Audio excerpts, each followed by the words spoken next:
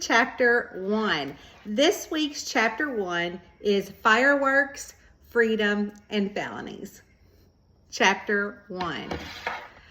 May, I heard Mayor Courtney McKenzie calling my name. I turned around and looked up at her. She was calling bingo numbers from the amphitheater stage. Her long red hair framed her face and her brows cocked. Right behind her, Dottie Swaggart, another redhead, stood glaring at the mayor, of whom she wasn't fond of. She said Mayor McKenzie was so crooked that you couldn't tell from her tracks if she was coming or going, whatever that meant. I'd given up trying to figure out some of the things Dottie said. Over here, Mayor McKenzie responded with crisp and to the point, almost on edge. Her slender finger pointed at Carol Wise, a local. Bingo! Carol declared. Her jubilant cry inspired more groans than cheers from the other players. Bingo was serious around these parts. Well, around these ladies who were playing. The sparkly blue stars on Carol's headband wobbled back and forth, giving the springs they were attached to a good run for their money, and her eyes twinkled with the stringy lights dangling from the big oak trees above her bingo table. I said, Carol said, making an exaggeration motion with her mouth, B-I-N-G-O, full card. Her beady black eyes matched her dark hair, and they were all both short and snappy.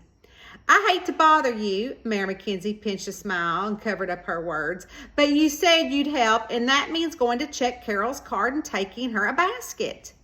I nodded and pushed back a strand of my natural brown curly hair, which was in much need of a cut and color. Usually the color was honey, but with all the busy summer season, I had little time to worry or fuss about my hair. I continued to smile and bite back any smart aleck remarks, since I really was there to help Bets Hager, whose Bible Thumper Jesus group had sponsored this little bingo game before the star of the show appeared, the fireworks. Tonight was the 4th of July and last night of the big celebration here in the downtown area of Normal, Kentucky. Well, what are you waiting for? An invitation? Go on, Mayor McKenzie flung her finger. Dottie inched closer, words teetering on the edge of her lips. But with a subtle shake of my head, I told her I didn't want her to say anything. It was best to keep your mouth shut sometimes, and this was one of those times that I really didn't mind helping out, even though I was on water duty, because the last thing we wanted was someone fainting from the heat, and by the looks of the bingo players, they were the demographic that would get heat exhaustion quickly. The 4th of July was a hot one this year, and we were able to have fireworks right here in the middle of the Daniel Boone National Forest to celebrate the 4th was really a treat. Off to the side of the amphitheater was the gift table, which was laden with baskets donated by area businesses and full of really great things. The gift table was sponsored by the Normal Public Library, and Abby Fawn Bonds, the local librarian, and my sister-in-law was standing behind the table. What about this one? Abby pointed to one of the several baskets holding the different items donated from the various local businesses. She'll love this one. You're right, I said after looking inside and noticing most of the items were fresh produce and eggs along with some milk from the milkery. Carol was a baker, and from what Mary Elizabeth, my foster adopted mother who owned the dairy farm, told me, this basket contained some of the weekly items that Carol would pop over and purchase from herself. Wait, Abby said, stopping me. Say Happy 4th of July, she squealed from behind her phone to snap a photo.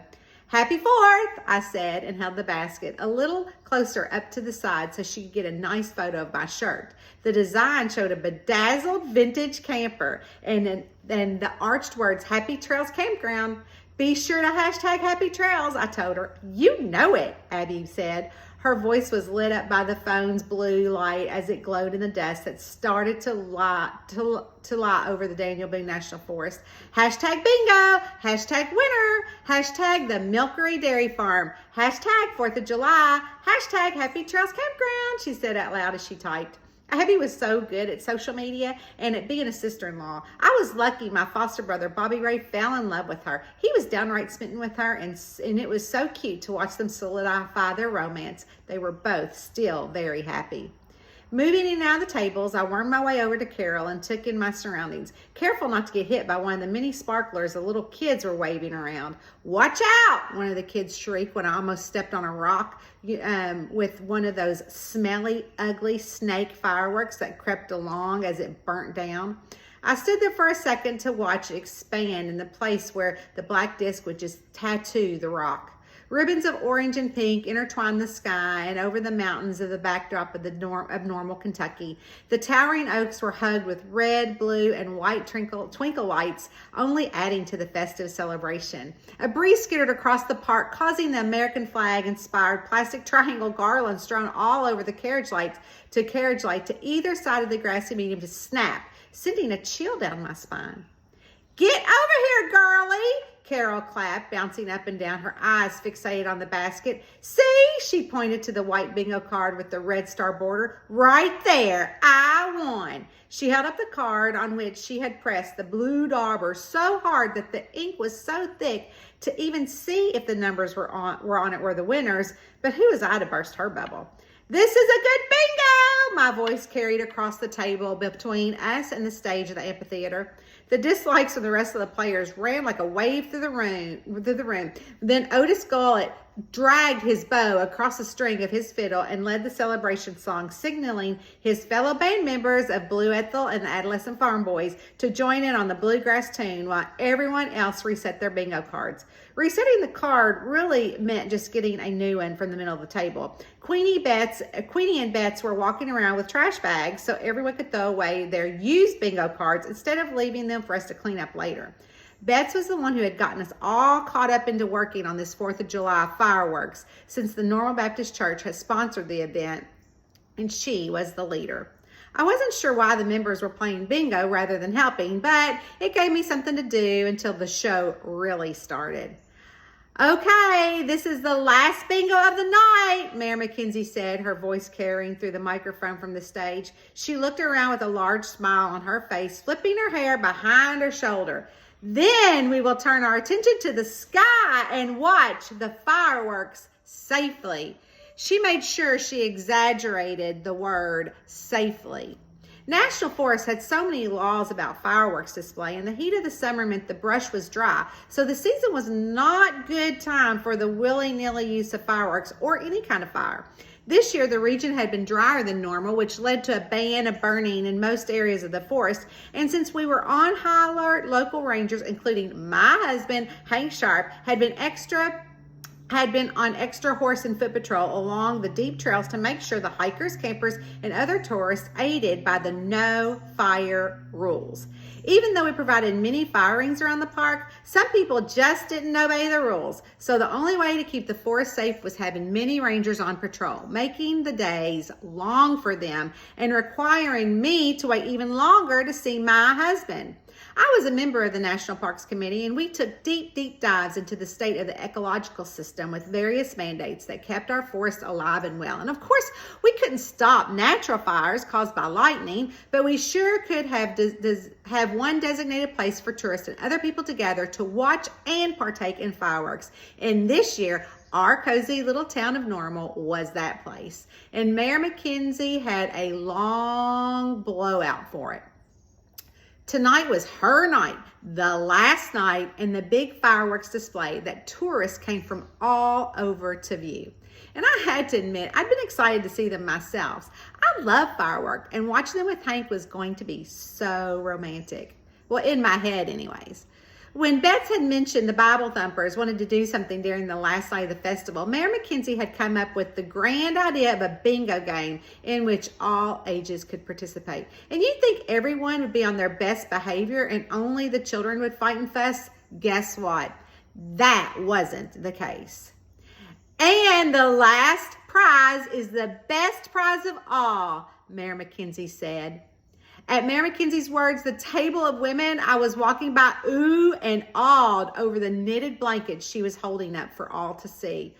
Our very own Cheryl Paisley from the Stitching Post has made this, Mayor McKenzie said, and y'all want to win it so you can keep cozy on our chilly forest nights around the campfire or just inside your camper or home. She's really selling it, ain't she? Dottie had found her way over to the stage and over to me. It's hotter than a donut grease all month, and no one wants to snuggle up at night with a blanket. The air was electric and hum with anticipation, and all eyes fixed on the soft patchwork creation that was held with more than just threads.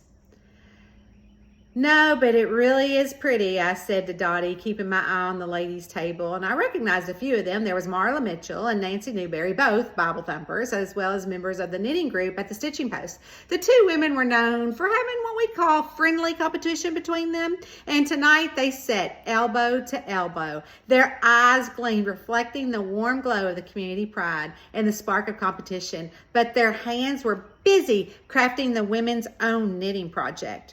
Rarely did I ever see either of them without a needle in their hand. And even though they engaged in friendly competition when they were together, it's rare to see either woman separately without their knitting needles. Many times I'd have to listen to Mary Elizabeth complain about them, saying it was rude to God that they couldn't stop knitting long enough to hear the good word at the church. You had to take those grievances with a grain of salt because of who said them.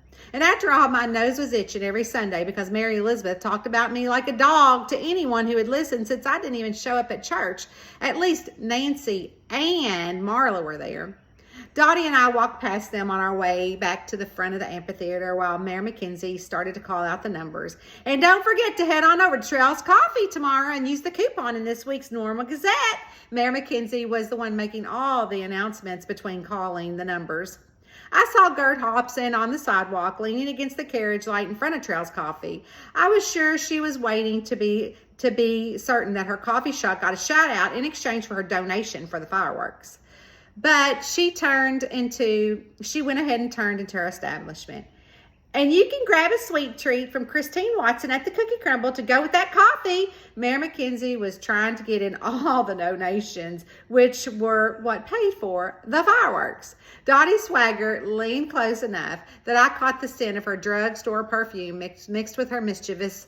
Her cigarette wedged in the corner of her mouth bobbed up and down as she spoke a dance of defiance against the laws of gravity.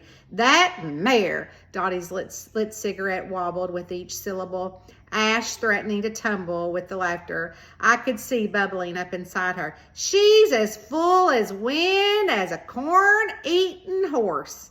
I sat back and laughed. The sound threatened to break the silence of the intense game of the last bingo. Only Dottie could conjure up such vivid imaginations with her words, a gift that made her sayings as a staple of Normal as the blue plate special at the Normal Diner. That's twice that you've said something about the mayor tonight. My eyes narrowed as I wondered what caught Dottie's craw. She wasn't telling me anything, but the mayor had made Dottie's mad, and I wasn't sure why this time. She just thinks she's fancy and all, and she ain't. Dottie took the cigarette out of her mouth. Her finger waved it in the air, leaving a trail of smoke from behind. Lord help you, Dottie, I chuckled, shaking my head at her colorful expressions, when a triumphant holler cut through the twangy serenade of Blue, Ethel, and the adolescent Fallon boys. Bingo! The word ricocheted off the wooden stage of the amphitheater and through the grassy median. I started to hurry over, but Dottie stopped me, saying she'd take care of it and couldn't be in the mayor's presence any more than she had to. I watched as Dottie weaved through the picnic blankets and lawn chairs and tables dotted with town folks, all craning their necks to see the commotion. Nancy Newberry stood holding her bingo card high in the air like a trophy, a look of giddy conquest lighting up her face. Opposite her was Marla's expression curdled like milk left out on a hot southern day.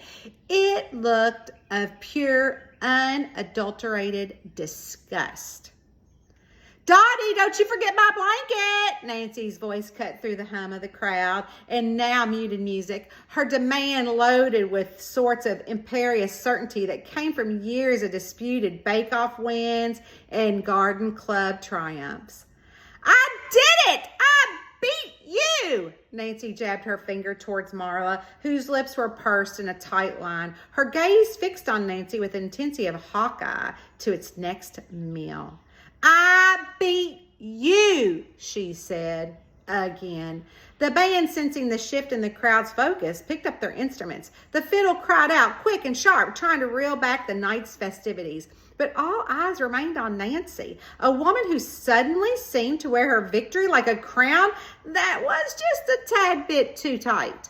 She basked in the attention, her earlier jolly demeanor giving way to something that bordered on triumph. It was as if winning the quilt was a strategic move on a chessboard between her and Marla, and the look in Nancy's eyes said that she was always 2 moves ahead.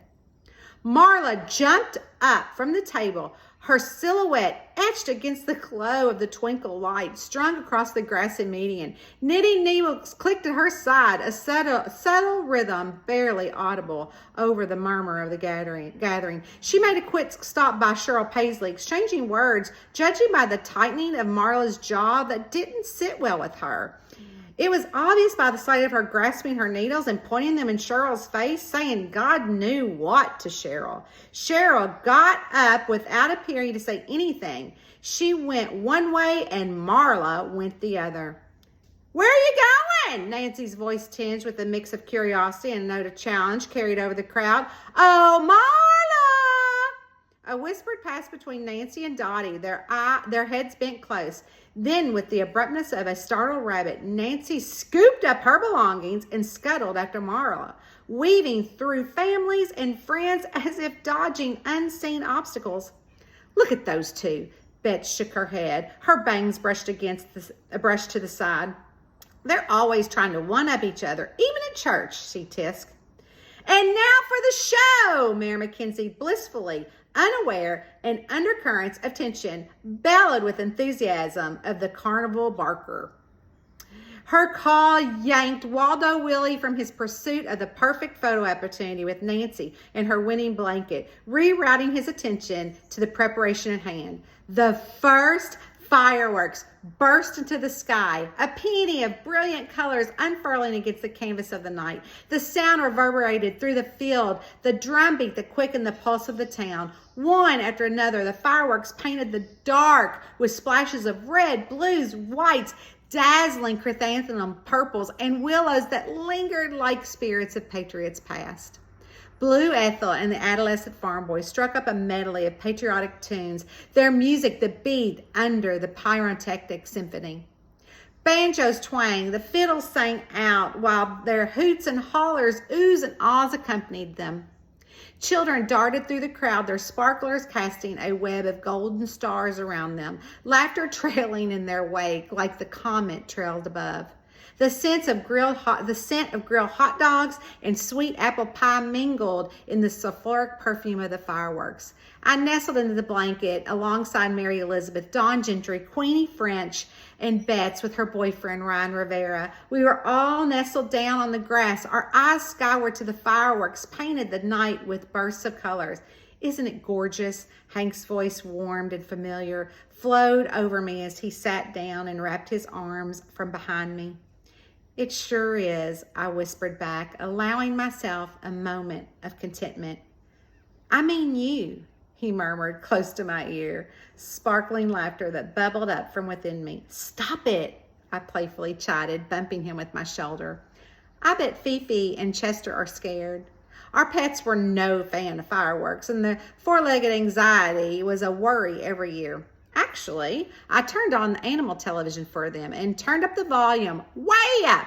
They're probably lounging and watching TV, Hank said. His silhouette was etched against the pyrotechnics, his wide smile, the rugged lines of his jaw stretching up and cradling the sparkle in his green eyes. The night indeed was magical. Friends and family together, the air thrumming with celebration and the promise of a busy summer month ahead. At Happy Trails Campground, the natural beauty was breathtaking as it was perilous. We were always mindful of our guests and ensuring they stayed on marked trails and respected powerful currents when kayaking. Safety was paramount, and the wilderness demanded respect, its beauty making the threats lurking off the beaten path.